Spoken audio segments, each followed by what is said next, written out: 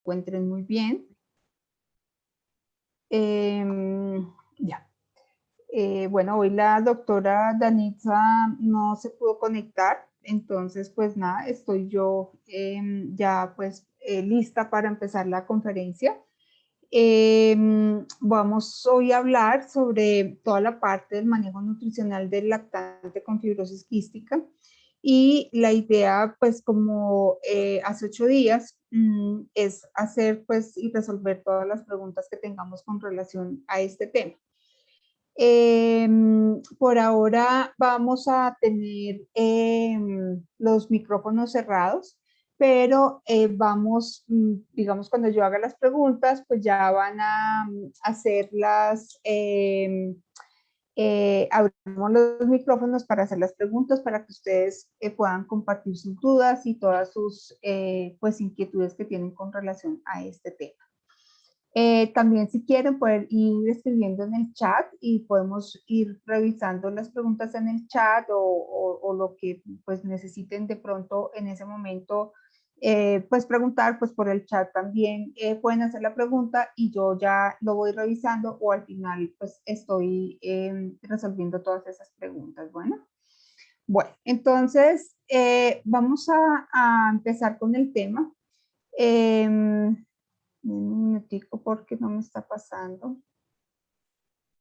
Ahora no me pasa.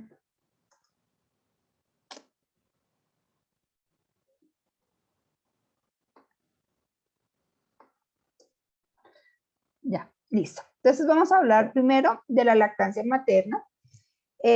Vamos a hablar posteriormente de la parte de cómo introducir alimentos distintos a la leche materna. Esto, digamos que lo vamos a hacer de una forma sencilla y la idea es dar un poco de ideas o de cómo podemos hacer pues toda la parte de la alimentación, pues tanto en esa etapa de lactancia materna exclusiva y la etapa de la alimentación complementaria. Entonces, quiero primero hablar un poco de la importancia de la lactancia materna. La leche materna se considera como el alimento más importante, pues, y es exclusivo durante los primeros 6 meses de vida. Y es el alimento más importante para los niños porque tiene propiedades inmunológicas, es decir, que tiene componentes, tiene inmunoglobulinas que van a ayudar a el cuerpo a defenderse de ciertas agresiones o de ciertas, digamos, condiciones de salud. Tiene esas células y esas, como decía, inmunoglobulinas supremamente importantes para mejorar el sistema de defensa del cuerpo. También tiene unas funciones o tiene propiedades hormonales y tiene unas propiedades nutricionales únicas. Podemos decir que esa leche materna es tan especial que va cambiando y se va ajustando a medida que el niño va creciendo, que el recién nacido va creciendo. Es decir, que va cambiando su composición nutricional y se va adaptando a las necesidades nutricionales de acuerdo pues al crecimiento y a la edad. Lo que se ha visto es que nosotros deberíamos defender la lactancia materna desde la primera hora del nacido los niños y esa lactancia materna lo que se ha visto es que protege a los niños durante su primer año de vida contra las primeras causas de morbilidad y mortalidad infantil, como son, por ejemplo, la muerte súbita, la enterocolitis necrotizante, de diarreas, de infecciones respiratorias, y tanto de vías respiratorias altas y bajas, y también puede, digamos, ayudarnos a prevenir enfermedades como la otitis media. Ahora, ¿por qué es importante el calostro? El calostro tiene más anticuerpos que los producidos inclusive en la misma placenta, y este calostro se produce los primeros 3 a 4 días después del parto. Este calostro tiene unas características que son especialmente en su color, es un color amarillento, es un color espeso, pero tiene una alta densidad calórica, es decir, que en pequeñas cantidades estaría aportando la cantidad de calorías, de vitaminas, de minerales y de compuestos que necesita ese niño recién nacido. Se va a producir más o menos un volumen entre 2 a 20 mililitros por toma. Es una cantidad supremamente pequeña, pero como les decía, tiene la cantidad adecuada para el aporte nutricional. Tiene una gran cantidad de proteínas, vitaminas liposolubles, tiene carotenos, tiene minerales como sodio y como zinc. Como les decía, tiene inmunoglobulinas también y la lactoferrina, pues esto es elevada, y tiene unos compuestos que son supremamente importantes para el niño, que le van a ayudar en toda la parte de la etapa, pues desde sus primeros días en la protección de ciertas enfermedades o ciertas infecciones. Y digamos que a medida que se va agotando el calostro, pues se va produciendo la leche madura. ¿Y cuáles son esas funciones del calostro? Esas funciones del calostro, pues es básicamente ayuda a facilitar la eliminación del meconio, ayuda a la reproducción de un lactobacilo a nivel intestinal del niño, contiene antioxidantes y compuestos supremamente importantes para protegerlo del daño oxidativo o de enfermedades hemorrágicas. Como les decía, las inmunoglobulinas que tiene ese calostro va a ayudar a un revestimiento interior del tracto gastrointestinal, va a ayudar pues paulatinamente a que el niño vaya adquiriendo el hábito de succión, deglución y de respiración. Tiene factores de crecimiento que estimulan la maduración de los sistemas, especialmente el gastrointestinal, y digamos que tanto el volumen como la cantidad de solutos, la cantidad de nutrientes que tiene, eso se llama, esa osmolaridad, son adecuados para esa madurez inicial que tiene el intestino del niño. En cambio, la leche madura, digamos que ya se empieza a producir más o menos al quinto día, y tiene en promedio más o menos es de 750 mililitros día y puede llegar hasta una producción de 1200 mililitros al día. Y va a aportar alrededor de 70 calorías por cada 100 mililitros, y esta es la cantidad de calorías que ese niño recién nacido necesita.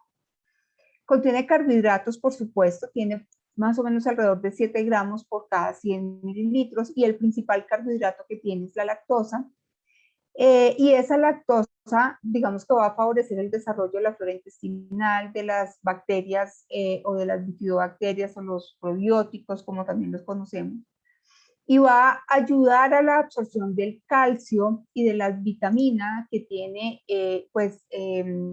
la leche, y va a mantener esa osmolaridad, digamos que se necesita para el niño de acuerdo a la madurez gastrointestinal. También contiene grasas, y yo les diría que las grasas es como el nutriente más importante de la leche materna.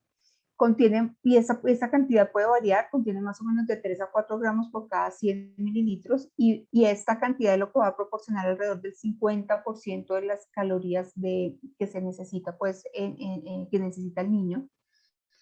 Tiene compuestos como triglicéridos, colesterol, tiene ácidos grasos de cadena larga que son indispensables para todo el desarrollo cerebral, visual, cognitivo de los niños. Especialmente tiene unos ácidos grasos que se llaman el ácido graso, el ARA y el DHA. Y contiene lipasa, que también pues inicialmente esto le va a ayudar a que sea mejor digerida por los niños. Entonces yo quiero aquí hablar de la grasa. En todo el proceso de la lactancia materna durante el primer año de vida, es fundamental el contenido de grasas, y para los niños con fibrosis quística, la cantidad de grasa o la grasa que consumen va a ser como su principal fuente de energía.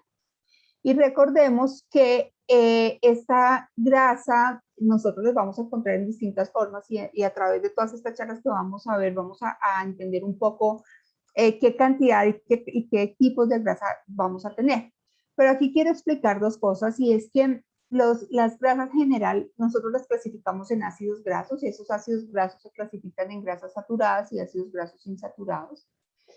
Y quiero contarles que la leche materna, la leche madura, contiene grasas saturadas y especialmente tiene un ácido graso que se llama el ácido palmítico, que pues digamos que puede que no sea importante para ustedes, pero que es importante tener en cuenta con estos ácidos grasos, y es que este ácido graso saturado es fundamental para el desarrollo de muchos compuestos que se van a empezar a producir o a sintetizar en el niño.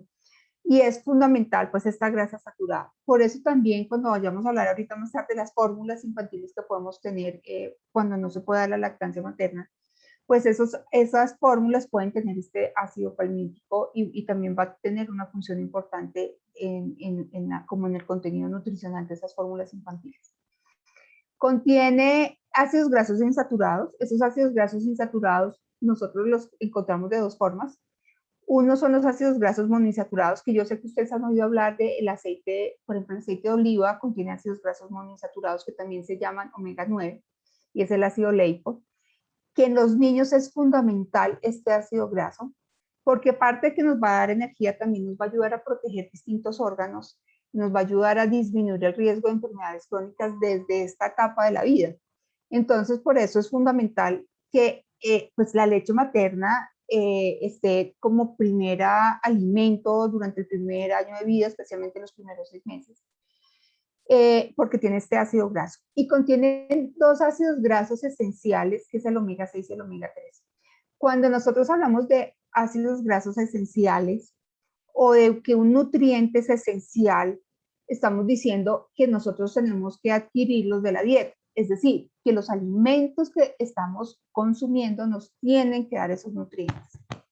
En este caso, los niños lactantes, recién nacidos y durante el primer año de vida, esos ácidos grasos esenciales deben estar aportados por la leche materna, por supuesto, y tienen que tener un equilibrio entre el omega 6 y el omega 3. Los ácidos grasos esenciales son, y perdón la redundancia, son esenciales para los niños, pero para los niños con fibrosis quística son aún más esenciales. Y por eso deben estar siempre dentro de la alimentación. Y pues la leche materna contiene esa proporción que nosotros deberíamos, o sea, que se debería comer en esta etapa de la vida. ¿Por qué? Porque produce unas sustancias, a partir de estos omega 6 y omega 3 se producen otros tipos de omega que van a ayudar a lograr mejorar ese sistema de defensa, va a ayudar a mejorar el desarrollo estructural y funcional del sistema visual, sensorial, cognitivo, va a ayudar a mejorar el sistema inmune. Entonces, fíjense que no solamente la leche materna contiene como esas inmunoglobulinas que yo les decía, esos compuestos que nos ayudan al sistema de defensa, sino que también tienen grasas que van a mejorar la estructura de la célula de muchos órganos y que van a ayudar a mejorar el sistema de defensa. Por eso la grasa es tan importante, como les decía ahora, y fundamental en la alimentación de los niños con fibrosis quística. Entonces, esto quiero que lo tengan en cuenta porque cuando vayamos a hablar de alimentación complementaria o de fortificación de la leche materna o fortificación de las fórmulas infantiles, pues vamos a tener en cuenta qué grasas debemos utilizar para poder hacer esa fortificación para que nos aporte esos ácidos grasos que les estoy diciendo que son fundamentales. Ahora, otra cosa que me parece importante y es cuando nosotros damos y hacemos la lactancia materna, los primeros 5 a 10 minutos de la toma, lo que primero va a salir es la proteína y posteriormente los carbohidratos. Pero más o menos a los 10 minutos de la toma, ¿cierto? Ahí es donde empieza a salir la grasa. Y entonces aquí hay una cosa que es fundamental. Aquí hay mamás que estén lactando en este momento. No sé si me contestan por el chat o si quieren abrir los micrófonos, pero sí quiero saber si hay mamás que están lactando en este momento a sus niños. Ya está para que puedan abrir micrófonos.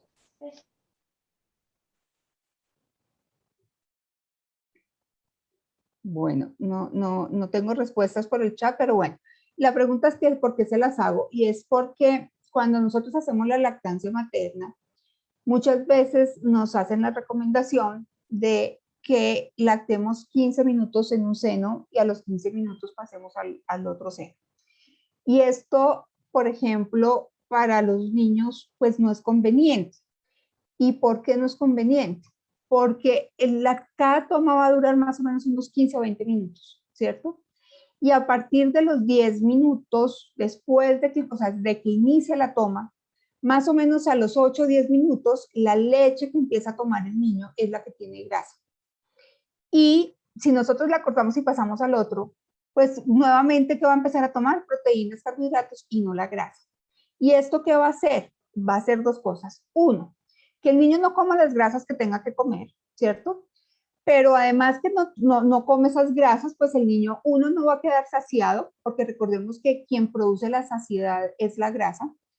Y segundo, pues va a tener un retraso en el crecimiento, porque no estaría consumiendo las calorías que debería consumir. Entonces aquí les quiero recordar que cuando nosotros consumimos carbohidratos y proteínas, por cada gramo de estos dos nutrientes se aporta 4 calorías. Pero cuando consumimos grasas, por cada gramo de grasas aporta 9 calorías. Entonces, si nosotros en la leche materna no dejamos que saque toda la leche, ¿cierto? Que saque toda la leche de un seno, pues simplemente lo que va a estar comiendo es proteína y carbohidratos y no la grasa, y el niño va a estar llorando, va a estar irritado, y con el tiempo pues va a estar afectado el crecimiento. Entonces, por eso es fundamental que siempre, digamos, el niño esté, digamos, desocupando un seno, y cuando desocupe totalmente un seno, pasa al otro seno si hay necesidad o si quedó con hambre. Pero siempre tenemos que desocuparlo de una para que pueda ese niño tomar toda la grasa que debería comer. Entonces, fíjense, acá simplemente es para mostrarles que la leche va a cambiar en su color y va a cambiar en su composición. ¿Por qué? Porque va a depender de la cantidad de grasa que tenga. Si tiene grasa, pues va a ser mucho más espesa, va a ser más amarilla, ¿cierto? Si la leche es muy transparente, es muy aguada, pues lo que va a tener más es proteína y carbohidratos. Entonces, digamos, ahí tenemos que tener mucho cuidado con eso, en el sentido que siempre tenemos que, cuando o el niño toma o nos vamos a extraer la leche materna, siempre tenemos que desocupar el seno para que salga con toda la grasa, y que esa leche materna, pues ahí va a ser mucho más espesa, mucho más amarilla, porque tiene pues esa grasa. Bueno, ahora, ¿qué pasa si nosotros, o sea, hay estudios o hay recomendaciones que dicen que si los niños no son amamantados, pues tienen, digamos, un riesgo mayor a tener enfermedades crónicas? Por lo tanto, si el niño logramos que sea amamantado el primer año de vida por lo menos, pues va a disminuir más o menos entre un 15 y un 30% de enfermedades crónicas del adulto, inclusive la diabetes, que se acuerdan, hace 8 días hablábamos que más o menos alrededor de los 10 años el niño con fibrosis quística puede desarrollar diabetes, que es propia de la fibrosis quística. Pero si el niño es amamantado con leche materna, pues es alimentado con leche materna, perdón la redundancia ahí, pues va a disminuir un poco ese riesgo de desarrollar esas enfermedades crónicas. También, si se da la lactancia materna, se puede reducir en un buen porcentaje las infecciones gastrointestinales. Entonces, el niño que es amamantado tiene mucho menos riesgo de tener diarreas, por ejemplo, y también tiene un 72% de reducir las infecciones respiratorias, que para los niños con fibrosis quística, pues esto es fundamental. Por eso, digamos que desde el nacimiento y inclusive desde el embarazo, pues deberíamos estar pensando en cómo hacer esa lactancia materna, y desde el nacimiento pues defender esa lactancia materna lo que más podamos, porque pues para estos niños con fibrosis quística, por supuesto, pues va a ser un beneficio. Y también vemos que esa leche materna pues tiene unas bacterias, una biomasa, tiene unas bacterias que son fundamentales porque tienen un rol nutritivo, inmunológico, de protección en los niños, y digamos que esto pues va a ayudar desde el momento del parto a prevenir estas enfermedades derivadas de esto.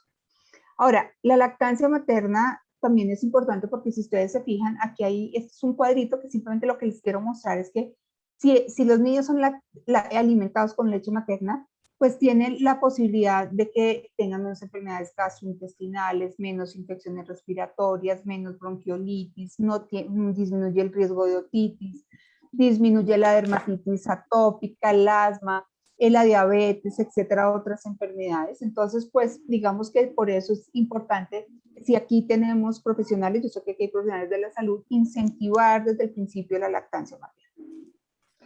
Ahora, esta lactancia materna, como la leche materna, perdón, tiene un mayor aporte de proteínas y mayor contenido graso. La leche materna, o si hacemos la lactancia materna, genera genera un mayor, o sea, un crecimiento adecuado y una ganancia de peso adecuado. La lactancia materna también va a permitir que el niño haga una autorregulación en su cantidad de alimento el que debe consumir.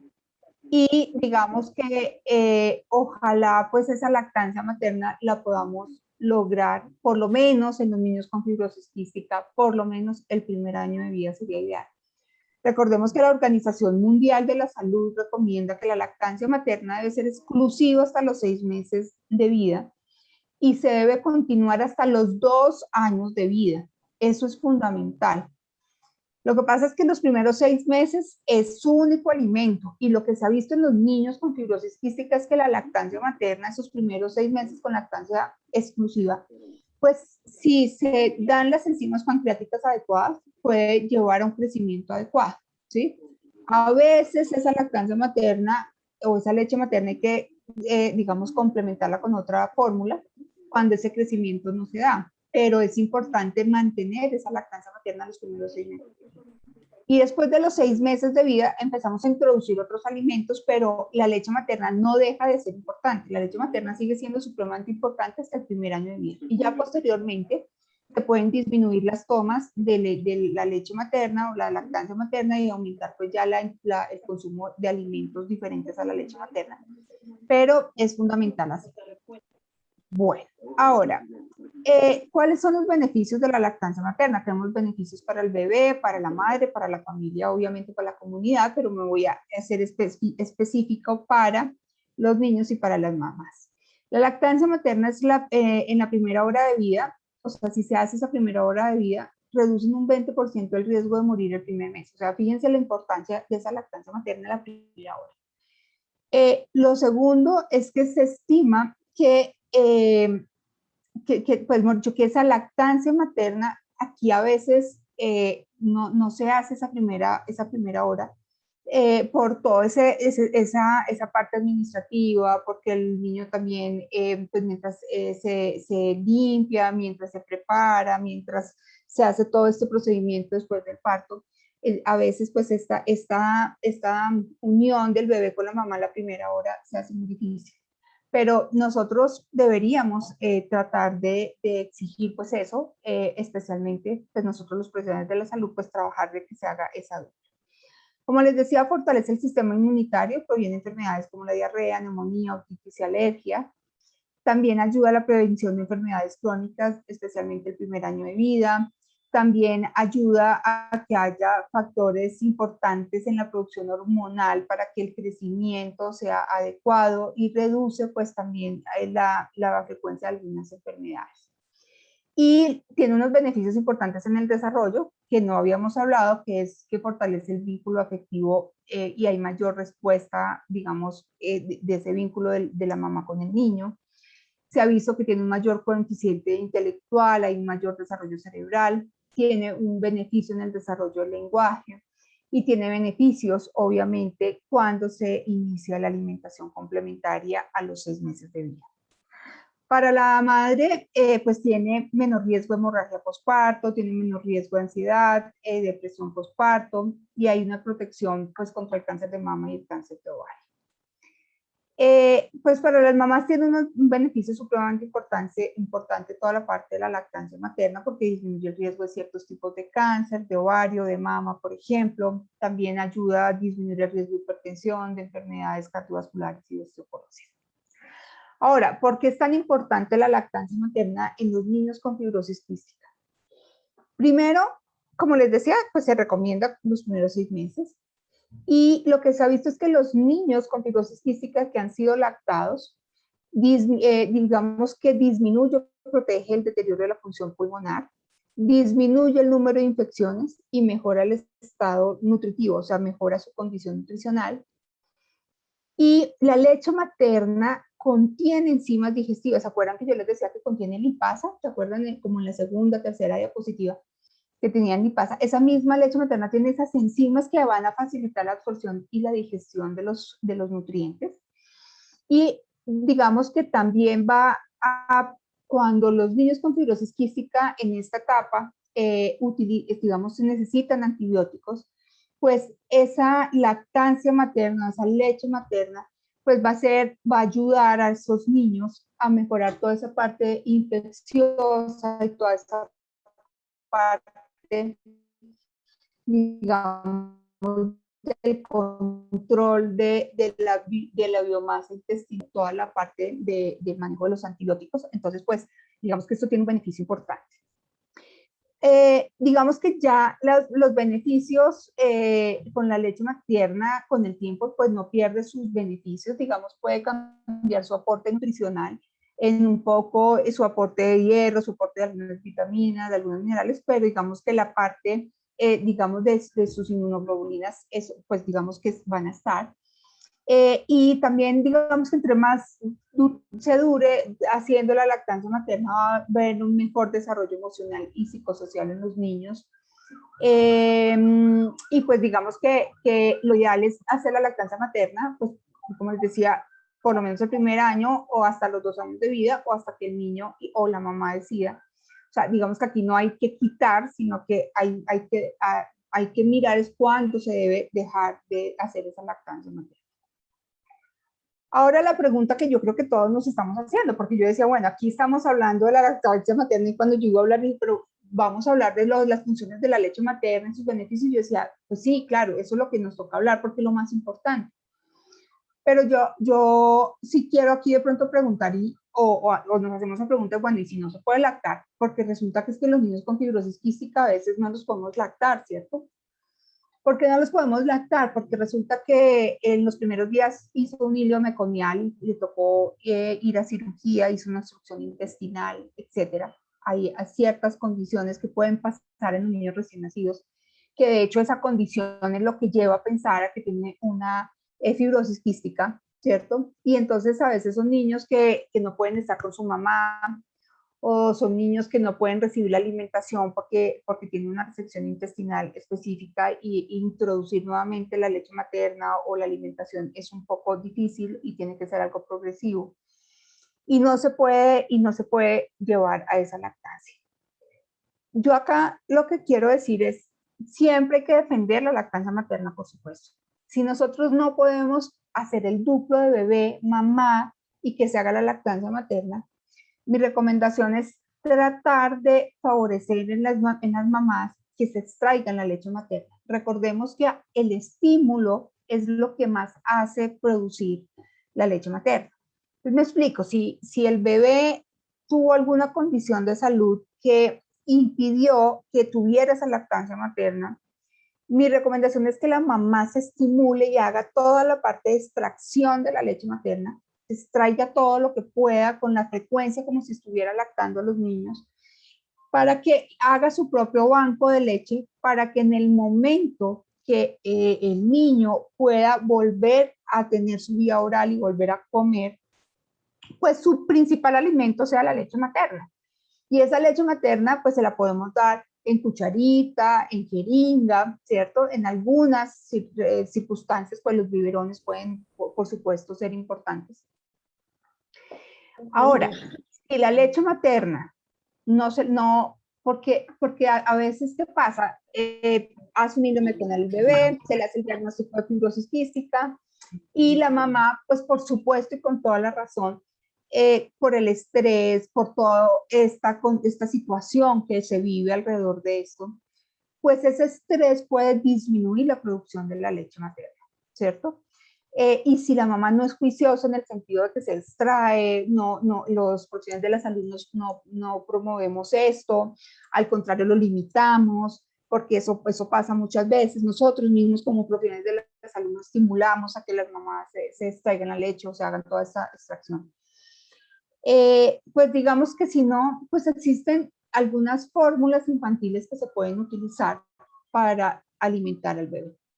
Lo importante de esto es que siempre estemos en ese contacto piel a piel con el bebé como si lo estuviéramos lactando, y esa es una recomendación supremamente importante, y yo se los digo por experiencia propia, porque el cangurear al bebé que ha tenido una condición de salud, que no ha crecido, que no ha podido comer, y en el momento en que nos lo entregan a nosotros, hay que recuperar ese tiempo perdido. Y ese tiempo perdido, ¿cómo se recupera? Pues nosotros lo llamamos cangurear, que es tener el bebé piel a piel, o sea, dentro de nuestra ropa, abrigado, que siempre esté en contacto con nuestro pecho, que cuando lo estemos alimentando,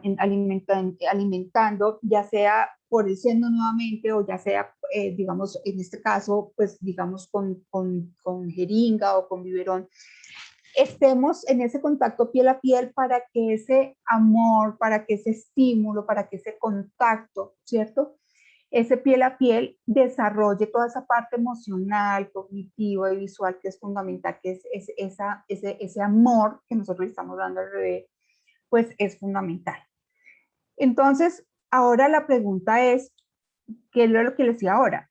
Ojalá nosotros podamos promover como profesionales de la salud, de los que me están oyendo como profesionales de la salud, pues toda esta parte de la extracción y hacer los bancos de leche materna, entonces enseñarles y utilizar, por ejemplo, los recipientes adecuados, los extractores adecuados, cómo se utilizan, cómo se lavan, cómo se refrigeran, que eso es supremamente importante.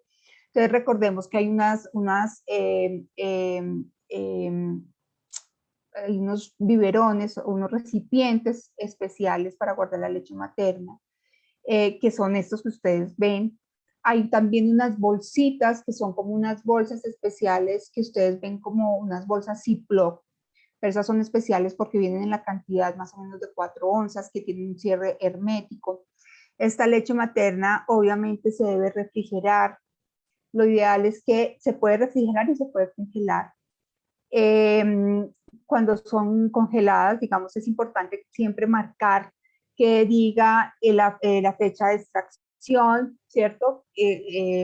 Importante marcarla. ¿Por qué? Porque cuando nosotros empezamos a hacer el banco de leche materna, siempre tenemos que sacar lo más viejo. Es decir, eso es una regla que se llama lo primero en entrar, primero en salir.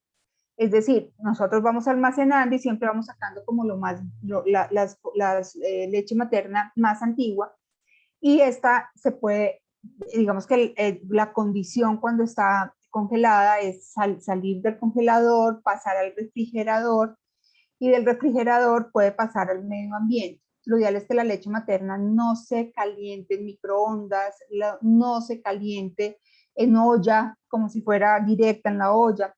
La condición es que en ese biberón se puede, se puede hacer calentar al baño María. Cuando el agua esté caliente, se coloca estos recipientes que ustedes están viendo para lograr tener una temperatura, pero esto no es necesario. Si el bebé toma la leche materna en la temperatura medio ambiente, está perfecto. A veces nosotros es más, pero porque se lo va a tomar frío, entonces lo calentamos al baño María, no es necesario. Pero si lo vamos a hacer al baño María, por favor que no sea directo, o sea, no calentar la leche materna en la olla directo, o sea, sacarte el biberón a la olla materna porque ahí se destruyen todos sus nutrientes, sino calentar una olla con agua caliente, o si tenemos el aparato, el baño María que se conecta a la luz y tiene su agua, pues colocar ahí el biberón para calentarlo por unos pocos minutos, más o menos 1 o 2 minutos máximo, porque si no, como les digo, todos esos nutrientes pues se van a perder. Entonces, tendríamos que tener todas estas recomendaciones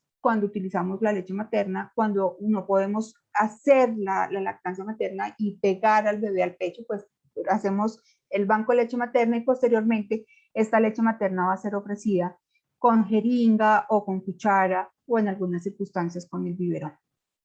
Ahora, existen fórmulas infantiles que reemplazan la leche materna en estas condiciones cuando no se puede hacer esa dupla de bebé y mamá. Entonces, acá quiero hacer énfasis en muchas cosas. Existen muchas fórmulas especializadas, y estas fórmulas se deben seleccionar de una forma individual. Es decir, no podemos generalizar que para un niño con fibrosis quística es esto, porque va a depender de muchas cosas. Entonces, por ejemplo, supongamos que el niño sale, no crece lo suficiente, la leche materna de pronto no ha logrado que el niño crezca lo suficiente y empezamos digamos, a sufrir un poco por ese crecimiento y alcanzar el peso y la talla, el perímetro cefálico, etc. Entonces, en esos casos hay que de pronto utilizar leche materna y complementarla con fórmulas infantiles. A veces, pues, la leche materna la mamá no pudo producir, no se produjo, etcétera. Entonces, pues, hay que alimentarlo con fórmulas infantiles y hay que buscar esa fórmula infantil que más se adecue a las necesidades del niño. Recordemos que estas fórmulas infantiles hay de distintas, digamos, casas farmacéuticas. Podemos encontrar fórmulas donde la composición y las estructuras de sus nutrientes es completa, no ha sido modificada. Esas fórmulas infantiles son muy parecidas a la leche materna en su aporte nutricional. Por supuesto, no tienen esas inmunoglobulinas que la leche materna sí tiene, pero su aporte de carbohidratos, proteínas, vitaminas y minerales tienen que ser muy parecidas a la leche materna. Pero también tenemos a veces niños que durante sus primeros meses de vida tienen reflujo, por ejemplo. Entonces, esos niños con reflujo, pues van a necesitar unas fórmulas antirreflujo. Hay unas fórmulas especializadas que se utilizan para el reflujo. De pronto hay niños que hacen alergia a la proteína. Entonces, pues si hay alergia a la proteína, encontramos en el mercado fórmulas que tienen que esas proteínas están parcialmente hidrolizadas o son extensamente hidrolizadas, es decir, que esa proteína ya se ha venido dividiendo en aminoácidos y hay fórmulas que solamente son aminoácidos libres. Y encontramos en el mercado muchas fórmulas, digamos, que se pueden adaptar para esa alergia a la proteína. También podemos tener niños con fibrosis quística y sin fibrosis quística, por supuesto, que pueden ser alergia a la lactosa, entonces hay fórmulas libres de lactosa. Entonces, digamos que si ustedes me preguntaran en este momento qué fórmula sería la ideal para un niño con fibrosis quística, yo no les podría decir esta o esta o esta, porque todo va a depender de las características y de las necesidades nutricionales del niño, ¿cierto? El crecimiento, el tipo de alergia, el tipo de intolerancia, etc. Los síntomas gastrointestinales, por supuesto. Entonces, pero sí lo que les puedo decir es que hay muchas fórmulas que pueden no reemplazar, pero que se pueden utilizar para favorecer un crecimiento normal y adecuado en los bebés. ¿Qué pasa muchas veces? Y ese es nuestro gran problema como pacientes de fibrosis quística, es que a veces son costosas, por supuesto. Entonces a veces no tenemos el recurso económico para comprarlo. A veces la EPS tampoco nos la da. O a veces la EPS nos la da, pero nos da X, no especialmente las que necesiten. Entonces, pues ahí es realmente el problema. Entonces, digamos que aquí tiene que haber un trabajo supremamente importante del grupo multidisciplinario que está viendo al bebé con fibrosis quística, que la nutricionista conozca estas fórmulas y sepa exactamente escoger qué tipo de fórmula necesita en compañía, obviamente, esta decisión del médico gastroenterólogo o inclusive del pediatra, neumólogo, etcétera. O sea, estas decisiones se hacen de una forma multidisciplinaria y escoger la mejor fórmula que se adapte a esas necesidades nutricionales del niño. Ahora, ¿qué es importante ver? Muchas veces en los niños con fibrosis quística en sus primeras etapas, como les decía, pues han tenido el hilio meconial, por ejemplo, han tenido su resección intestinal, son niños que a veces pues no, con la vía oral solamente no cubre el aporte nutricional. Entonces, pues hay que, a veces uno por vía oral, dar la leche materna, fortificar la leche materna o utilizar fórmulas infantiles. A veces hay que fortificar esas fórmulas infantiles, pero si por vía oral eso no se logra, ¿sí? No se logra aportar esa cantidad de calorías que necesita el niño, no hemos logrado que avance en el peso, en la talla, en las medidas del perímetro cefálico, etcétera, pues hay que utilizar la nutrición enteral. La nutrición enteral es el medio por el cual por una sonda que se puede pasar por la nariz, se puede pasar por la boca, que llega al estómago, se pasa la nutrición. Se puede pasar por bolos, o sea, por volúmenes X, digamos más o menos unas 3 onzas, 2 onzas, dependiendo de las necesidades del niño y de la edad del niño, o sea, mirando qué cantidad de volumen. Se puede pasar en un tiempo determinado, por ejemplo, 1 hora, o el volumen total, es decir, sumamos cuánto es el volumen total que debe tomar en el día, entonces eso nos da más o menos unos 750 mililitros, y eso lo vamos a poner en un goteo continuo para que cada minuto caiga tantas gotas, y eso lo vamos a pasar en 24 horas, ¿cierto? Esa es la forma, digamos, cuando por vía oral no se puede alimentar, pues se va a pasar por nutrición enteral. Y en algunas circunstancias, pues no logramos aportar esa parte calórica por la vía oral o por la vía enteral, o cuando el intestino no responde, porque recordemos que si hay una obstrucción intestinal, un hilo meconial, cuando hay una resección intestinal, etcétera, obstrucciones en las vías biliares, por ejemplo, en las vías pancreáticas, y no puede haber un consumo de alimentos por vía oral ni por vía enteral, pues debemos pasar a una nutrición parenteral. Esa nutrición parenteral es por una vena, ¿cierto? Se va pasando unos compuestos específicos de aminoácidos, de grasas, de carbohidratos, de vitaminas y minerales a la avena para dejar descansar el intestino. Entonces, cuando descansa ese intestino, ahí se empieza a nutrir, se empieza a recuperar, y en el momento más adecuado, cuando se empieza a ver la mejoría, pues empiezan a introducir pequeñas cantidades de nutrición por nutrición enteral o por la boca, gotas de alimento, ya sea leche materna, fórmulas infantiles especializadas, hasta que el niño tolere, y ya se desmonta la nutrición parenteral y sigue con la vía oral o con la nutrición enteral. Siempre hay que procurar que la mejor vía es la vía que utilice el intestino, ya sea oral o vía enteral. Ahora, aquí la pregunta es cómo hacemos con la terapia de reemplazo enzimático, cómo se da, ¿cierto? Entonces, bueno, acá es importante varias cosas. En los niños cuando son recién nacidos y nos dicen a nosotros, venga, usted tiene que darle 5 microesferas, ¿cierto? A un niño y hay que dárselo con cuchara, y entonces uno dice, Dios mío, pero yo cómo le voy a dar eso, qué tal que se me ahogue, qué susto, ¿cierto? Bueno, es normal que ustedes sientan ese susto, pero nos tenemos que armar de valentía y tenemos que dársela, porque recordemos que para que el niño esté bien nutrido, no solamente es darle la mejor alimento que la leche materna, no solamente seleccionar la mejor fórmula infantil en el caso que nos toque darlo, sino es las enzimas pancreáticas que es lo que va a permitir que ese niño absorba y digamos, haga que la digestión y absorba esos nutrientes. Entonces hay que darlo. ¿Cuál es la recomendación? Entonces, recordemos que las enzimas pancreáticas vienen en microcápsulas. La recomendación más importante es utilizar cucharitas de estas de bebé cuando uno empieza la alimentación complementaria. En esa cucharita colocar las 5, las 6, las 10 microesferas de esas enzimas pancreáticas, ya sea el creón o ya sea el pancitrat.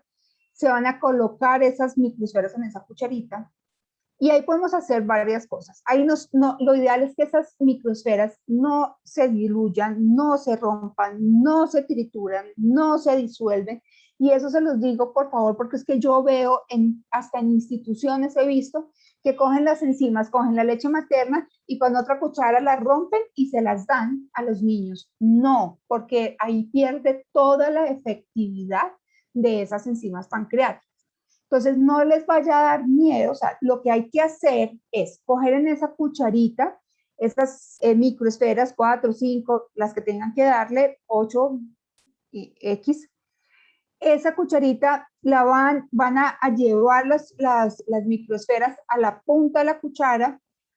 Cuando el bebé vaya a comer, ustedes pueden hacer una presión aquí en los cachetes del niño pequeño. Él va a abrir la boca, ustedes colocan las enzimas pancreáticas y ahí inmediatamente van a colocar el bebé al pecho, ¿cierto? O le van a empezar a dar la nutrición, ya sea en la jeringa, o si le van a dar la fórmula infantil con cuchara, o si es con el biberón o con el tetero, ¿sí? Aquí hay dos cosas importantes, y es que recordemos que la técnica de la lactancia materna es fundamental, porque a veces dicen, no, es que el niño no le sale, es que el niño se desespera, pero no es porque, digamos que muchas veces es la técnica, la posición, porque el niño no está bien colocado, porque el niño no coge toda la aureola, porque el niño está mirando para otro lado, su cuerpo está, o sea, acuérdense que el cuerpo siempre del bebé tiene que estar barriga con barriga, bueno, la posición es fundamental. Si toma en biberón, entonces, como yo les mostraba acá, pues estos son, o con jeringa, pues hay que hacer el estímulo en la boca, en la comisura de la boca, para que el bebé abra la boca. Cuando abre la boca se introduce la jeringa, y esa jeringa vamos pasando poquito a poquito, vamos pasando la fórmula, la leche materna, la fórmula infantil, o si utilizamos biberones, pues tenemos que utilizar biberón, y lo usamos. Recuerden que ese biberón, cuando nosotros le damos el tetero, debe estar, la leche o la fórmula debe estar tapando todo el chupo, porque a veces lo ponemos así vertical y queda un espacio donde entra mucho aire, y el bebé no solamente se toma la leche, sino que también come mucho aire, y eso lo que va a hacer es que se distienda, que se llena de gases, etc. Entonces, por eso es fundamental, digamos, que mejorar esa técnica de cómo vamos a dar el tetero, ¿cierto? Cómo vamos a dar el tetero, cómo vamos a dar la fórmula, etc. Ahora, también es supremamente importante cuando se termine la lactancia, ya sea en seno, biberón, revisar que esas microcápsulas que le dimos no vayan a quedar en la boca del bebé. Entonces, sugerencia es manos supremamente bien lavadas, mantener uñas muy cortas, no tener anillos ni nada, o sea, tratar de mantener las manos supremamente bien aseadas. Y lo que uno puede hacer es que con el dedo pequeño uno abre la boca del bebé, hace esto y empieza a revisar que no queden microcápsulas. También lo pueden hacer, por ejemplo, no con algodón, por favor, lo pueden hacer con una gasa, pero tienen que tener una gasa que no vaya a quedar pelitos, que no vaya a quedar nada, y pueden revisar. Pero mi consejo, mi recomendación es más, con manos supremamente bien lavadas, uñas bien cepilladas, bien lavadas, y que ustedes revisen de esta forma cómo pueden pues revisar que no les haya quedado las microesferas. ¿Por qué es importante? Porque recuerden que esas microesferas son enzimas, son supremamente corrosivas, son muy ácidas, o sea, cambia toda la parte, digamos, del pH de la boca, y si quedan esas bolitas ahí, pues van a empezar al niño a tener como unas ampollas, le van a empezar a arder, y si no somos cuidadosos con eso, pues va a llegar un momento en que la boca va a estar toda herida, y pues ahí no va a comer, ¿cierto? Entonces, por eso es importante siempre revisar que esas microesferas no vayan a quedar en la boca, especialmente en las comisuras adentro, porque ahí es donde se puede digamos, almacenar. Otro truco es que a veces hay unas jeringas, que no sé si las ven, que la punta es alargada. Por ejemplo, en mi caso, yo descubrí que esas microesferas caben en esa puntita. Entonces, lo que hay que tener es el émbolo abajo, el émbolo de la jeringa lo tienen que tener abajo, y esas microcápsulas caben en esa boquita, voy a decir una palabra, en ese pipicito que sale de la jeringa, esas microcápsulas caben ahí, ¿sí? Entonces, lo que pueden hacer también es jalar un poquito el émbolo, un poquitico, meten las cápsulas y lo ponen en la boca del bebé y empujan, y ahí vuelven y ponen el tetero y ponen o el seno. Si, por ejemplo, ustedes están dando el Conaquion, que es la vitamina K, que a veces en los primeros años de vida hay que dar esa vitamina K con cierto periodo, esas jeringuitas tienen un pipicito también largo, y ahí caben en ese pipicito las microesferas. Entonces, lo que pueden hacer es, si tienen, por ejemplo, un poquito de leche materna, cogen un poquito de leche materna, poquitico, meten esas pepitas ahí en el émbolo de esa jeringa, meten o sea, abren la boca del bebé, meten esa jeringa y vuelven ahí, conectan el seno o ponen el biberón, y ahí ya empieza la alimentación. Y después, cuando termine todo, importantísimo la limpieza de que no vayan a quedar ninguna microesfera alrededor de la boca. Voy a mirar acá porque creo que hay preguntas, déjenme y ya reviso. Listo, vamos a empezar a contestar aquí las preguntas. Bueno, excelente conferencia, es muy importante suministrar las enzimas del lactante, que sí o sí le deben suministrar mitad. Eso es importantísimo. Mire, yo puedo tener la fórmula más especial, la leche materna me la puedo extraer, pero si yo no le doy las enzimas, obviamente, las enzimas son en los niños que tienen deficiencia o de las enzimas pancreáticas, ¿cierto? Tienen una afectación a nivel gastrointestinal. Entonces, en ellos, pues es importante las enzimas pancreáticas. Bueno, María Camila pregunta, dice, nosotros en la Fundación Cardioinfantil nos dijeron que las enzimas con agua estéril, sí. Ojo con esto, pueden poner un poquito de líquido, sí, puede ser una cantidad mínima de agua estéril, o si tienen leche materna, pueden sacar un poquito de la leche materna, pueden poner ahí, digamos, en la jeringuita la leche materna, le ponen la enzima o en la cuchara el poquito de leche materna, agua estéril, y se la dan en la boca. Lo que no pueden hacer es triturarla o romperla o deshacerla, porque ahí se daña toda la función. O sea, es el poquito de agua, las 5 o 6 microcápsulas, se las dan en la boca y lo conectan al seno o le ponen el biberón. No sé si quedó claro. La pregunta si se puede hacer el agua del botellón no siempre vertir, mi sugerencia es que así sea agua de botellón, sí, ojalá la hierva, especialmente los niños pequeños. Es importante estar 100% seguro que el agua está 100% estéril. Eso es importante y mi recomendación es que sí, ojalá que sí, eso es claro. Bueno, en las posturas, yo creo que son posturas diferentes, sí. O sea, no sé, Betsy, ¿a qué te refieres? Si quieres, me puedes ahí, ¿a qué te refieres con esas posturas? No sé si es la postura al seno o qué posturas.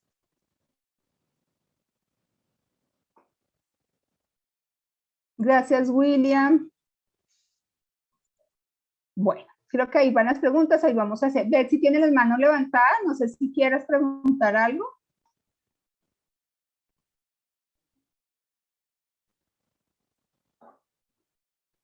Bueno, entonces voy a seguir. Ahora, Espérense que ahora no me pasa la diapositiva. Ya, listo. Ahora vamos. Ya, doctora. Hola, Sí. Betsy. Primero que todo, nuevamente felicitarla por tan excelente conferencia. Muchas Y no, gracias. yo quería, mi doc, digamos, yo con lo que yo decía, lo que quería decir con relación a que si se da con agua estéril, que si, digamos, que hay una orientación de la Fundación Cardioinfantil, pero creo que, pues, que de manera que lo orientó la doctora, lo importante creo que es suministrar las enzimas como su merced lo ha indicado.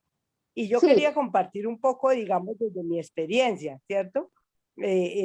Porque pues es como bonito escuchar a la doctora y uno como retroceder en el tiempo, cómo fue el proceso. Y fue un proceso que despertaba todos estos temores de los cuales hablaba la doc, digamos, de que uno que tiene el miedo de que de pronto el niño va, va, va a ahogarse con las enzimas. En esa época nosotros teníamos enzimas pues del pancitrat que no venían pues en las micro mini esferas así tan chiquiticas como hoy en día que vienen en 5.000 unidades o algo así. Bueno, entonces tocaba contar que 5, que 3, bueno, según le indicaban a uno y dársela inmediatamente. Yo tuve la experiencia de que mi hijo quedó hospitalizado por ictericia, que fue una ictericia prolongada. Él se demoró como 20 días en el hospital. Entonces, digamos que también tuve que recurrir a eso que decía la doc de que había que dejar la leche, extraérsela. Ahí en San Ignacio había un extractor para las mamitas que teníamos nuestros hijitos ahí hospitalizados. los bebés y uno se extraía la leche y la dejaba y se la suministraban. Con Alejandro yo tenía el problema que cuando yo llegaba en la mañana, yo veía a mi hijo atacado, llorando, llorando, y yo le decía a la jefe que por qué él estaba llorando tanto. Y me decía la jefe, lo que pasa es que a él le gusta en empaque original la leche. Nos toca mucho trabajo para que él tome el biberón y nos tocó darles con cucharita. Entonces yo, digamos, yo comento esto porque pues fue como un proceso también que yo viví y que son experiencias que son importantes. Nosotros, por ejemplo, siempre tuvimos la concepción de que biberón no, nunca le dimos biberón, ni siquiera pues a mi hija mayor ni Alejandro, pasó realmente del seno, pasó a la cuchara y siempre tuvimos la precaución de seguir las instrucciones que nos daban. Incluso nos daban un refuerzo, no, creo que fue, no sé si fue la doctora o fue la doctora Nenalú, no recuerdo quién de las dos, nos sugirió que teníamos que darle, además de la leche materna, una leche complementaria que a mí me dio por probarla y era feísima. Y yo decía, pero esto es, ¿cómo se toman los niños eso? Pero pues bueno, parecía que pues eso debía ser así. Y esa es la experiencia que yo quería, digamos, compartir acá con el grupo y recordando pues con la doctora que fue pues la primera doctora en nutrición de Alejandro. Gracias. Bueno, Betsy, no, es súper importante tu aporte porque es que yo creo que nosotros cuando somos mamás nos toca ser súper creativas, especialmente cuando tenemos esta situación y poco a poco nosotros nos vamos adaptando y vamos mejorando ciertas condiciones, ¿cierto? Entonces, por ejemplo, en mi caso, a mí me tocó dar esas enzimas pancreáticas, como les dije yo, cómo las daba, y nos pusimos a mirar con las jeringuitas que les decía del Conaquion, que tiene un pipito larguísimo, ahí cabía. Entonces lo que hacíamos es que a mi hijo también tocó darle una fórmula, digamos, adicional a la leche materna. De hecho, no di mucha leche materna porque además, en mi experiencia, por el estrés del diagnóstico y todo, a mí me dio una enfermedad, una hipertiroidismo, y me tocó tomar unos medicamentos que no era compatible con la lactancia materna. Entonces a mí me tocó dar fórmula. Entonces era cómo podía yo dar esas enzimas. Entonces es uno inventando toda la forma, pero la forma más fácil ya está inventada. Es una cucharita pequeña, plástica, revertida, o sea, que esté descubierta, que sea de plástico, estas cucharitas que tienen pues que la cuchara tiene como una silicona, y ahí se puede colocar un poquito de agua de estéril o la misma fórmula de leche materna, se coloca las enzimas y se da, pero no se pueden romper.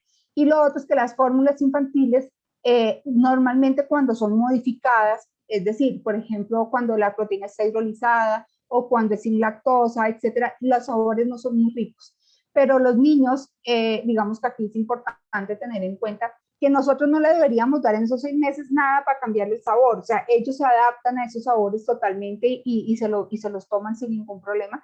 Entonces, pues no hay problema. Ahora, aquí me hacen 2 preguntas que me parece importante y lo iba a decir más adelante, pero las voy a responder. Dice Julián Rodríguez que si es posible que el cambio de vitaminas genere algo de malestar, por supuesto. Aquí hay que mirar qué tipos de vitaminas damos. A ver, en los niños lactantes normalmente tenemos que buscar vitaminas en gotas. O sea, lo ideal es tratar que sean líquidas.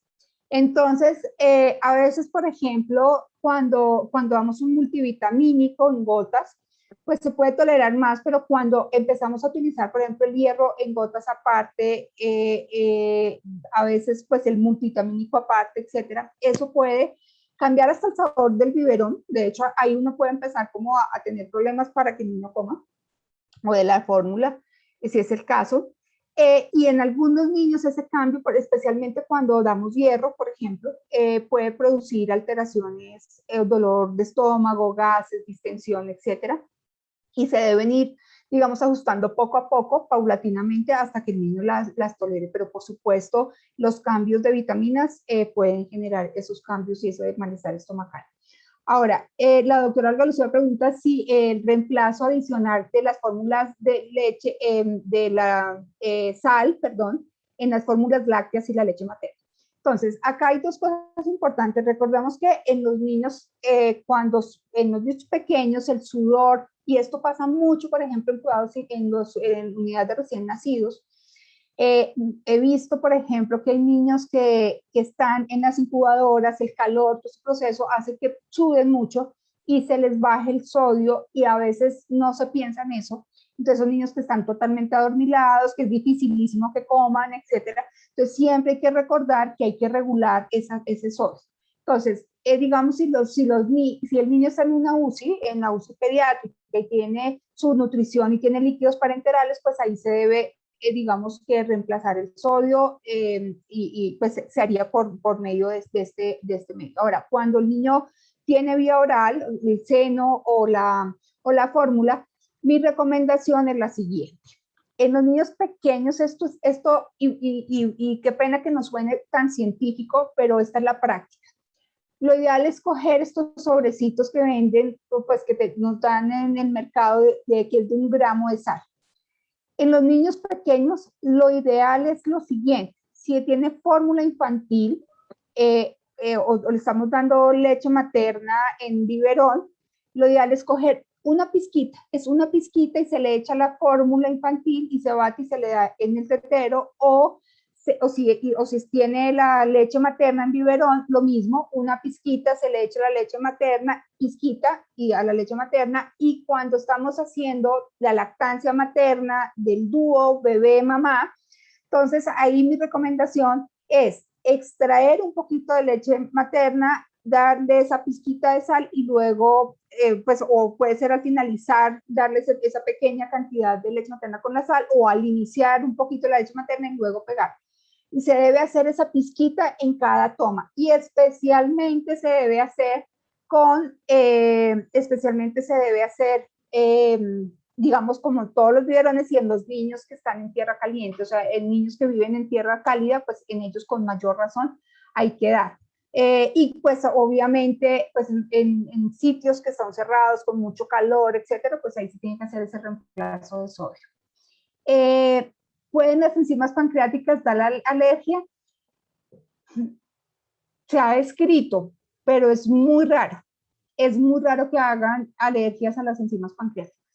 Yo realmente no sé si de pronto la doctora Olga Lucía ahí me puede ayudar, pero digamos que yo haya leído, se han descrito algunas veces, pero es mínima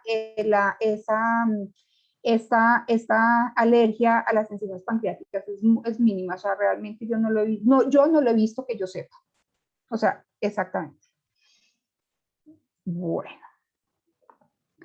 Bueno, ahora vamos a seguir con la alimentación complementaria porque me parece importante. Entonces, recordemos que los primeros 6 meses de vida, lo ideal es leche materna exclusiva. Ni es que ni siquiera necesitan agua. De pronto el agua en tierra caliente, en tierra cálida, pero si la lactancia materna se hace perfecta, a libre demanda, todo eso, pues no necesita ningún otro alimento, sino la leche materna.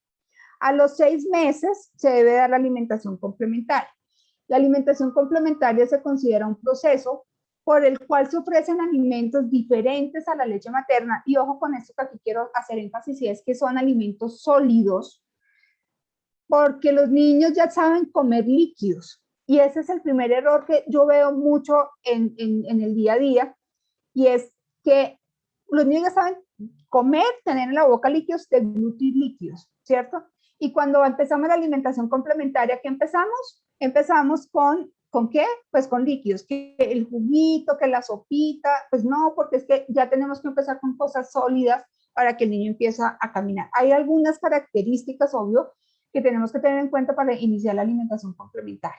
En algunas circunstancias se puede empezar a los 4 meses de vida, pero el niño ya tiene que ya se debe sentar, debe sostener la cabeza, ya tiene que, digamos que tiene que tener ese me fue el nombre, la capacidad de masticar, de deglutir, bueno, de todas las funciones de la parte de la masticación.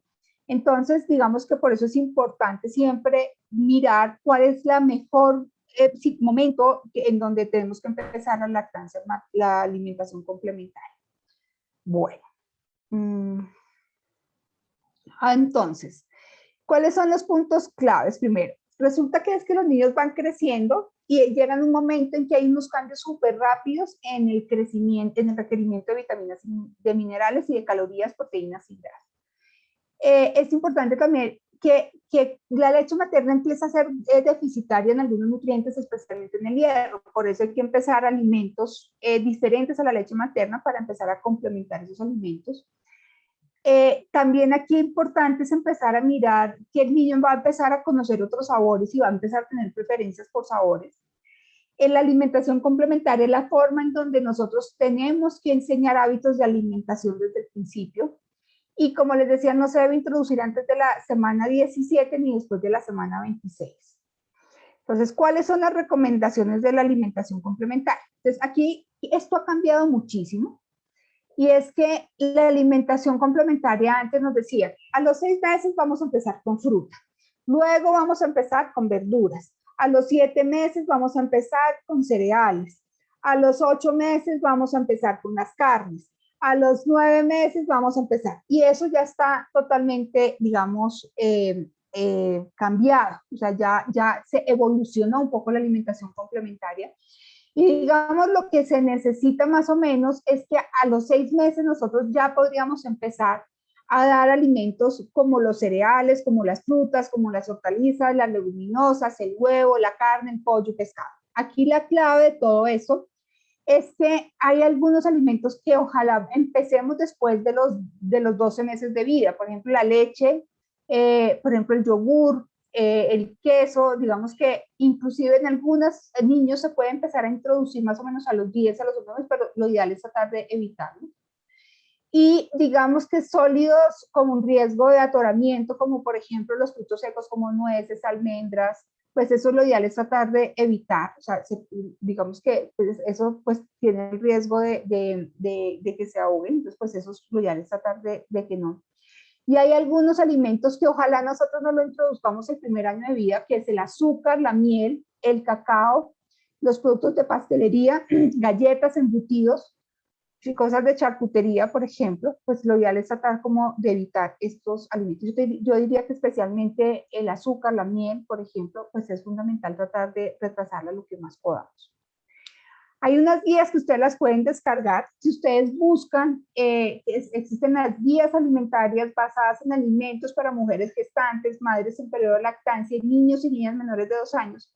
Ahí están las guías de cómo empezar la alimentación complementaria. Ustedes ponen, buscan el link del Instituto Colombiano de Bienestar Familiar, colocan este nombre, guías de alimentarias basadas en alimentos para mujeres gestantes, madres, etcétera, y ahí pueden descargar este manual. ¿Qué nos dice? Entonces, dice que ojalá más o menos de los 6 a los 8 meses, pues obviamente continuemos ofreciendo la leche materna al bebé, que tratemos de la frecuencia de comida debe ser progresiva hasta llegar a las 3 comidas diarias más o menos a los 8 meses. Ofrecer un solo alimento a la vez. O sea, lo ideal es que si yo voy a empezar con manzana, de manzana 2 o 3 días y mire la reacción y al tercer día incluya la pera, al otro día, a los 2 días incluya el pollo, al otro día incluya la carne, etcétera. No 2 o 3 alimentos al mismo tiempo, porque si el niño hace intolerancia, pues no vamos a saber qué es. Entonces, como dice acá, introducir un nuevo alimento 2 o 4 días después según una tolerancia. Ofrecer comidas muy espesas en puré hasta que aparezca la habilidad de masticar. Y eso es fundamental. No líquidos, no se lo den en teteros. Si ya está tomando leche materna, ya está a tomar líquidos. Entonces empecemos con purés, empecemos no con trozos grandes, pero sí cosas espesas y poco a poco vamos aumentando la consistencia. Iniciemos con cantidades pequeñas, no tenemos que dar pues el pocillo, sino dar 4, máximo 5 cucharaditas de postreras de comida.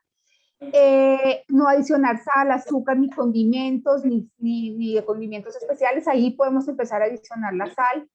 Preferir siempre los alimentos preparados en casa y tratar de evitar los alimentos ultraprocesados. Y ojalá incluyamos lo más rápido posible alimentos de origen animal como las carnes, las vísceras, los huevos, los quesos, etcétera, porque esos son alimentos ricos en calcio y el hierro que pues son importantes. De los 9 a los 11 meses, pues continuar ofreciendo la leche materna, ya dar alimentos picados, machacados para que el bebé pueda coger con la mano. Ya la cantidad puede ir aumentando. Digamos que ya hay que hacer las 3 comidas y de pronto 1 o 2 refrigerios. Incluir pues diariamente productos de origen animal, preferir alimentos preparados en casa y no adicionar. Aquí pues obviamente ustedes sabrán que esta guía es para la población, digamos, sana, por eso dice que no incluyamos la sal, pero pues obviamente nosotros sí tenemos que incluir la sal y no les dé miedo incluir pequeñas cantidades de sal. Bueno, acuérdense que la primera experiencia de los niños no va a ser buena. Y entonces, no, es que le dimos la manzana o le dimos la compota de espinaca y al niño no le gustó, la escupió, pues eso es normal. Eso no quiere decir que no le gustó. Y por eso no tenemos por qué dejarla de dar. Y ojalá se la demos 2, 3, hay que hacer hasta 15, 20 intentos para que a un niño le guste un alimento.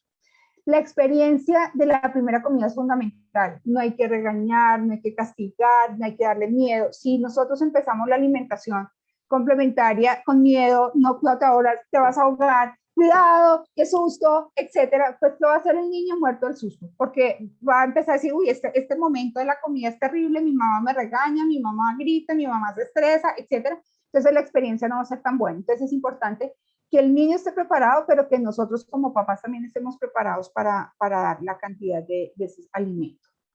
Entonces debemos dar alimentos obviamente ricos en energía, proteína, vitaminas, particularmente alimentos ricos en hierro, zinc, calcio, por eso es importante iniciar rápido la carne, el pollo, el pescado, etcétera, los frijoles, las lentejas.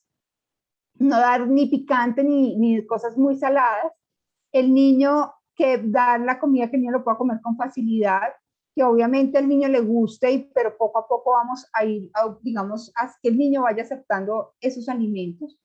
Y obviamente que esa alimentación, pues no tenemos que darle cosas distintas o comprar cosas, alimentos súper raros, sino simplemente lo que nos da la naturaleza se lo podemos empezar a dar y que lo podamos adquirir sin ningún problema. Ahora, ¿podemos fortificar los alimentos en esos alimentos complementarios de los niños? Sí. Y ojo con eso. Por ejemplo, yo puedo, como nosotros, acuérdense que yo hablaba en la charla pasada, que los niños necesitan más calorías, 200 más calorías más, ¿cierto? Entonces yo tengo que empezar a que esas calorías, a que esos alimentos tengan muchas calorías y muchos nutrientes, de los buenos, por supuesto.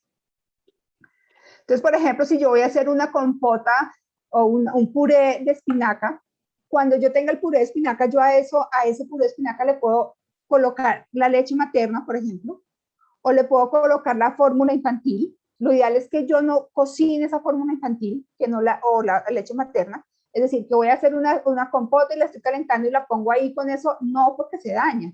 Yo hago la compota de espinaca, hago la compota de uyama y en el momento que ya se la voy a dar al niño puedo adicionar la fórmula infantil preparada de una forma correcta, ya hidratada, preparada como es, ¿cierto? O la leche materna la puedo adicionar ahí. Existen, por ejemplo, también fortificadores naturales, el aceite de oliva, entonces ahí ya podemos empezar a poner goticas pequeñas de aceite de oliva, ahí le estaríamos dando calorías. Existen otros fortificadores que son a base de maltodextrinas, les podríamos poner esas maltodextrinas. Existen unos fortificadores que son triglicéridos de cadena media, que los conseguimos ya en el mercado, que vienen en polvo o líquidos y se mezclan ahí con esos alimentos y eso ahí se van fortificando. Nombres no les voy a decir, porque eso tiene que ser formulado por la nutricionista que los oriente cómo lo tienen que hacer, ¿cierto? Pero fíjense que lo podemos fortificar de una forma adecuada. Por ejemplo, los suplementos nutricionales especializados para fibrosis quística que hablábamos la semana pasada, por ejemplo, como el New Way Fiki o como el Scandi Shake, que vienen ya en polvo, uno podría hacer un puré, una verdura, una fruta y adicionar pequeñas cantidades, eso también son fortificadores. Existe, pues está el azúcar, hay muchos productos que se pueden utilizar, pero la clave es que usted le pregunten a su nutricionista qué tipo de fortificadores deben utilizar. Al momento de comer, lo que les decía, un ambiente tranquilo, que el bebé esté cómodo y estable, que los horarios sean más o menos estandarizados, que sea en la hora familiar, acompañado, tratar de evitar distracciones. por favor, no empiecen a dar cosas, venga, lo sentamos y le pongo el celular, el iPad, televisión para que se distraiga. No, o sea, traten de que sea un momento más tranquilo, más especial para comer, para que el niño tenga muy buenas experiencias a la hora de comer. Una mala experiencia a la hora de comer, pues eso va a hacer que el niño le dé miedo comer. Entonces, pues ojo con eso porque eso es supremamente importante. Entonces, siempre hay que probar la comida antes del bebé para mirar textura y temperatura. Evitar comidas que puedan hacerse bolo en la boca, o sea, que se formen como una masa en la boca porque se van a ahogar, ¿cierto? Asegurarse que el alimento tenga un corte largo como el puño del bebé, es decir, si ya va a empezar a comer y él a coger sus cosas, que tenga el tamaño del puño del bebé, que lo pueda coger para poder empezar a destrozar, digamos, si la carne, darle el pedazo entero de carne de pollo para que lo pueda coger y lo pueda empezar a chupar y a morder y a comer. Asegurarse que el bebé esté sentado y erguido mientras come, no que esté así, no que esté, o sea, siempre bien sentado, que siempre haya un adulto acompañando y tratar de nunca meter trozos de comida a la boca. A veces, soy sincera, a veces como papás nos desesperamos porque no come, y entonces a veces como que le embutimos la comida a la boca y esa es la peor experiencia que podemos hacer, es la peor experiencia que puede tener un niño y eso, de ahí empiezan ya con trastornos de la conducta alimentaria porque pues una mala experiencia, como les digo, pues lleva a que el niño no coma.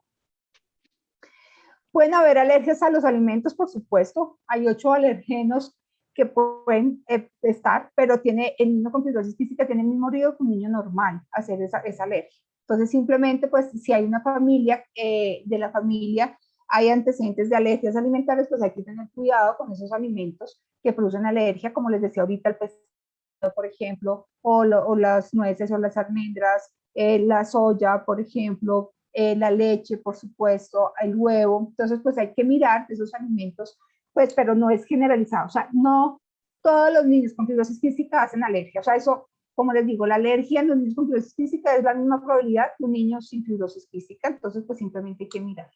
Como les decía, esos alergenos, pues están la leche, la miel, el azúcar, la sal para nosotros no aplica, la cocoa y la fresa, los jugos, digamos, o los alimentos industrializados. Bueno, y para no se nos olvide, entonces, ojo, que el niño es el quien decide cuánto comer, no es nosotros con el hambre de nosotros darle la comida, sino es el niño cuando decide cuándo para. Ofrecer el mismo alimento 15 a 20 veces mínima para que lo acepte. Ofrecer los alimentos nuevos uno por uno.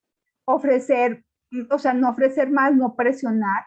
Ojalá pues demos alimentos muy nutritivos que tengan mucha proteína de origen animal o frutas, verduras, cereales, y no hay una cantidad específica, la cantidad la pone realmente el niño de acuerdo a su apetito.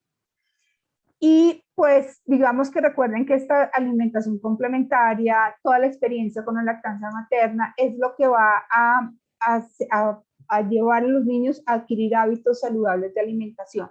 Entonces, pues todo lo que nosotros hagamos en este primer año de vida, pues es fundamental para que el niño adquiera muy buenos hábitos de alimentación.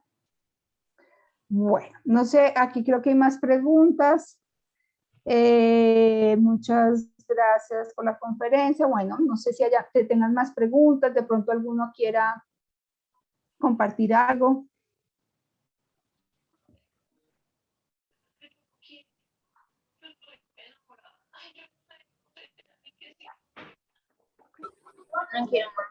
Muchísimas gracias, Claudita, excelente.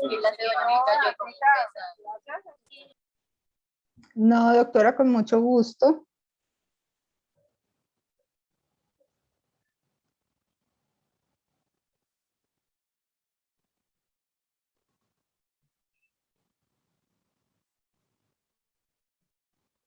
No sé si alguno que quiera hacer alguna pregunta, tenga alguna duda. Recordarles que la próxima semana, si no estoy mal, ya esperen que yo les confirmo porque es que hay un jueves que no lo vamos a hacer y no sé cuál es. No, el próximo jueves tenemos otra charla y ahí vamos a hablar sobre alimentación en el escolar y en el preescolar y en el escolar. Entonces, Sí, señora. ahí nos vemos a la misma hora para que no se les vaya a olvidar y ahí podamos pues compartir también pues más experiencias. Doctora, yo quería hacer una preguntita, perdón, es que cuando a veces les da así a los bebés el reflujo, que yo detecté en esa época era por la vitamina que uno le daba líquida, ¿será porque uno se la da muy seguido de cuando ellos han comido o por qué se deberá esto del reflujo? Bueno, ahí hay cosas importantes con el reflujo y muchas gracias porque, porque hay que mirar la técnica y hay que mirar muchas cosas. Uno es la velocidad con que come. Entonces, por ejemplo, a veces cuando estamos dando biberón, por ejemplo, como lo ideal es que sean biberones que tengan, el chupo tenga unos orificios supremamente pequeños para que el bebé tenga que succionar y tenga que hacer la misma fuerza que debería hacer cuando está con la mamá en el seno. Y deben ser chupos que sean como de una consistencia dura, no siliconada, digámoslo, porque pues eso hace que sea mucho más fácil y que el bebé pueda succionar la leche muy rápido. Y a veces las mamás somos tan divinas que dijimos, no, eso como se demora 20 minutos tomándose este tetero que se espera, entonces cogemos una tijera y lo abrimos o con una aguja y lo abrimos el hueco para que el hueco quede así y el niño se toma la leche súper rápido y esa es la primera causa del reflujo gastroesofágico. Por eso es tan importante tratar de que tomemos muy despacio, o sea, que el bebé tome esa fórmula muy despacio. Lo otro que es importante es después de darla el seno, después de la fórmula, hay que sacar los gases muy bien y acá es importante que el niño no lo acostemos de una porque ahí viene el siguiente reflujo. Muchas veces también hacemos que cuando el niño come y hace popó, entonces no, ay, nos saturamos y lo vamos a cambiar. Y efectivamente sí hay que cambiarlo, pero hay que tener, yo siempre recomiendo que tengan un colchón antirreflujo, que el niño no quede acostado totalmente vertical, sino que pueda quedar con la cabeza más alta. ¿Y qué hacemos nosotros muchas veces? Cogemos las piernitas de los niños y levantamos así para cambiar el pañal y cuando hacemos esto, el niño acabó de tomar leche, ¿qué hace? Pues es simplemente voltear el bebé y que tenga un reflujo. Entonces ahí está el siguiente reflujo. Lo otro que también les recomiendo es que tienen que cuadrar supremamente bien las terapias respiratorias, porque otro de los problemas del reflujo es, le di el seno y a los 15, 20 minutos le empiezo a hacer la terapia respiratoria. Imagínense ustedes, si uno de adulto se toma un vaso de cualquier bebida y a los 10 minutos uno empiezan a pegar en la espalda, pues el reflujo es grandísimo. Entonces hay que cuadrar muy bien que los espacios entre los momentos de comer y las terapias respiratorias estén lejos para evitar el reflujo gastroesofágico. Gracias, doctor. Bueno, no sé si hay más dudas, más preguntas.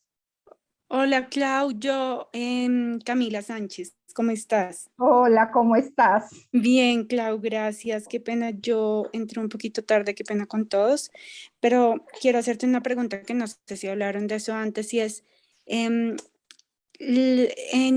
suministrar las enzimas con compota de manzana, ¿hace que sea más efectiva la enzima o no tiene nada que ver? ¿O evita, por ejemplo, el reflujo en los niños? No, digamos que no. Aquí hay dos cosas importantes y gracias por esa pregunta porque me acordaste de contestar otra cosa y dar otra sugerencia. Digamos que la efectividad de las enzimas no va a depender del medio en que se lo des, porque realmente tú se lo puedes dar sola. De hecho, hay niños que ya, digamos, más grandecitos que las microcápsulas se las meten en la boca solo y empiezan a comer o se toman un poquito de agua. Eso se puede hacer. No necesita la compota de manzana, en realidad, las enzimas pancreáticas. Ahora, se pueden dar en un poquito de agua o se pueden dar en un poquito de la fórmula infantil que se les esté dando y simplemente se coge una cucharita pequeña con el poquito de la fórmula, las microcápsulas y se le da en la cuchara al bebé y luego se pega al seno o se le da el biberón o se le pone la jeringa o la cuchara como estemos dando la fórmula infantil. no necesita compota de manzana para darle las enzimas pancreáticas. O sea, si se la quieres dar, pues se lo puedes dar, pero realmente no las necesitas. Ahora, a veces hay algunos niños, y se los voy a contar como experiencia propia, que tienen las sales biliares están muy espesas y hay que diluirlas, ¿cierto? No todos los niños lo necesitan, ojo con eso, no todos los niños lo necesitan. Y necesitan un medicamento que ustedes lo conocen como el Ursacol, por ejemplo, ¿cierto? Ese Ursacol vienen unas tabletas, son grandísimas, ¿sí? Y a uno toca darle un cuarto de esa pepa, o sea que uno tiene que partir esa pepa en varios pedacitos, ¿cierto? Cuando el bebé es muy chiquito. Piensen que esos son sales biliares, y piensen ustedes a qué saben las sales biliares, ¿sí? Esas hay que darlas siempre con compota dulce. Nunca se les ocurre darlo con cosas saladas, porque con cosas saladas se potencia ese mal sabor y los niños se les vomitan inmediatamente. Entonces, por eso es importante, este tipo de medicamentos sí lo tienen, sí tiene que ser en compota de manzana, albaricoque, cualquier compota que se aducen un poquito, que quepa y se lo ponen en la boca, y si ya el niño, pues, si es un bebé, pues tocaría ponerle el biberón y eso, pero siempre que lo pase primero con algo dulce, porque se lo llegan, o sea, se lo dan a la boca, le ponen el biberón, y eso con el biberón sabe horrible y la experiencia es pésima y les va súper mal y el niño no vuelve a comer lo que ustedes le dieron salado. Entonces, por eso es importante que siempre lo den con algo dulce, sobre todo ese, como les digo, ese Ursacol. No sé si ahí, Cami, te contesté la pregunta. Sí, gracias, Clau, muchas gracias. Sí, pues mi pregunta iba a que justamente nuestro hijo, pues ahora está presentando mucho, creo yo que reflujo, porque en el momento que le damos las tomas de leche, pues está comenzando a regurgitar más y vomitando más y constantemente. Y él está tomando justamente Ursacol, porque él fue operado de la parte de la vía biliar. Entonces, ese Ursacol, primero tenemos, digamos que medicado media tableta, y la disolvemos en agua y se la damos en 1 centímetro de agua. Entonces, claro, eso debe ser súper ácido. Y yo creo que eso tiene que ver con lo que tú dices. Y por eso yo decía, bueno, de pronto, si yo como le doy las enzimas en agua, se me ocurrió y dije, voy a preguntar si de pronto al darle las enzimas en manzana, Te perdí, Cami. reflujo. Ya. Pero Sí, muchas puede ser, gracias. pero también tienes que mirar. Hay dos cosas, o sea, sí, yo te recomendaría el Ursacol, no se lo des en agua, o sea, no se lo diluyas ni en agua, ni en cosas saladas, o inclusive ni en fórmula, ni en leche materna, ni en nada de eso, para todos los que me están oyendo, porque en salado se potencia ese sabor a bilis, o sea, eso es como sabor a bilis, ¿sí me entiendes? Eso sabe horrible. Entonces, si la experiencia no es tan buena, pues hasta le va a coger pereza hasta la misma fórmula porque le va a saber horrible, ¿sí me entiendes? Entonces, por eso en esa condición es mejor que se la des con un poquito de compota de manzana o compota de albaricoque, una compota dulce, eso es importante. Ahora, también hay que mirar, porque a veces cuando hay reflujo, y esto se lo deberías preguntar pues tú al gastro o a la persona que te está viendo, y es que hay algunas veces también las fórmulas son muy líquidas, y al ser muy líquidas pues obviamente favorece el reflujo. Entonces a veces uno puede utilizar espesantes de las fórmulas para que queden como una consistencia como colada, más o menos, y esos espesantes pues también se espesan, que es en el estómago, entonces hace que la fórmula, perdón la expresión, se cuaje en el estómago y no haya reflujo. Entonces también podrías de pronto mirar eso. Y mira la técnica también, que el bebé cuando tú le estés dando la alimentación, que la cabeza, o sea, que la cabeza esté más alta que el estómago, pero que no estés haciendo presión hacia el estómago, porque si haces presión en el estómago aumenta el reflujo. Parte es técnica también, parte es la técnica de la alimentación. Yo te voy a decir, en mi experiencia, cuando Sergio, mi hijo, era muy pequeño, hacía un reflujo y además su vómito era en proyectil y su reflujo era terrible. Yo opté por darle la fórmula cuando tenía que darlo en unas sillas de antirreflujo donde o sea, el cuerpo no quedaba doblado así, pues como así, sino que quedaba como suspendido en el aire, la cabeza más alta que los pies. Y así era la única forma que no le diera reflujo, inclusive para dormir, ¿sabes? para dormir yo en la noche lo colocaba en esa misma silla, obviamente me tocaba estar mirando, porque él no dormía del reflujo que hacía, yo lo veía en toda la noche estirando por el reflujo. Entonces la única solución era que durmiera totalmente como sentado, como colgado en un columpio, no sé si me entiendes. Eso es una cosa que hay que mirar. Ok, perfecto. Y buenísimo el dato que me das de la fórmula, porque me imagino que en este caso nuestro hijo toma Neocate, creo que por el ser tan ligera es muy Es acuosa, muy, ¿cierto? Como que exacto, no es tan es muy cuajada. acuosa y además no sabe ni 5 rico porque son los aminoácidos, digamos, están rotos, o sea, libres, o sea, es totalmente hidrolizante, entonces no sabe muy rico. Entonces también puede ser por eso. Entonces, pregúntale al gastro si de pronto se puede espesar. Hay algunos productos que, pues, que se pueden utilizar para espesar un poquito la fórmula. Ok, gracias, Clau. Sí, mil Listo. gracias. Pregunta William que cuál es el profesional indicado para mirar la cantidad de enzimas. El ideal es el gastro. O sea, si cuentas con el gastroenterólogo, debería ser el gastroenterólogo con ayuda del nutricionista, más para organizar la alimentación y cómo debe ser pues, la toma de las enzimas con la comida.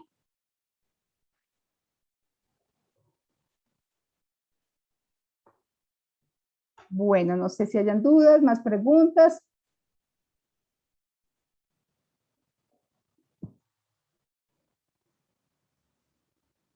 Bueno, pues yo creo que ya acabamos. Muchas gracias por escucharme y ahí quedo a la orden.